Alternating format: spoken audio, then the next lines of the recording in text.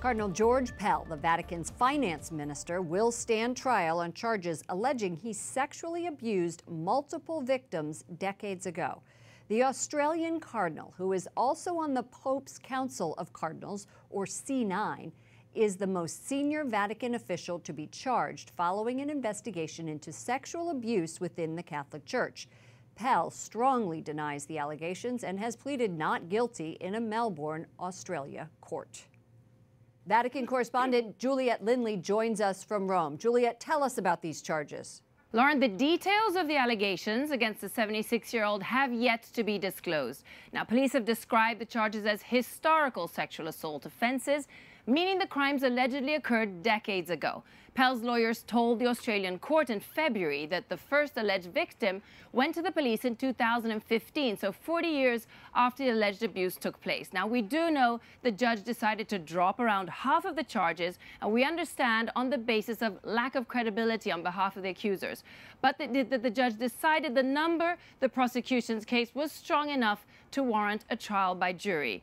Now, the charges being brought, the number of the charges have not been released. As you said, Lauren, Cardinal Pell firmly pleaded not guilty, and his legal team stated that at least the most vile allegations have been dropped, though they argue that all are untrue.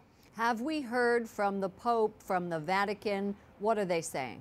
Yeah, this morning, Rome time, Holy See spokesman Greg Burke issued a statement saying, quote, "The Holy See has taken note of the decision issued by judicial authorities in Australia."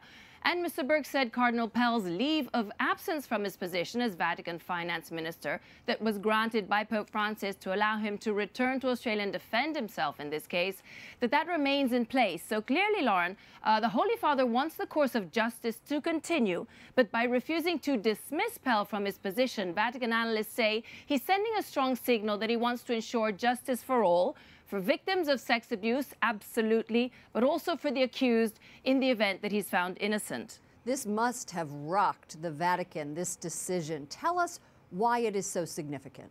Well, as you know, Cardinal Pell is the most senior Vatican official to be charged in the Catholic Church's ongoing sex abuse crisis, and the fact that Pope Francis tapped him for the position of finance chief is a sign of the high esteem in which he's held at the Holy See.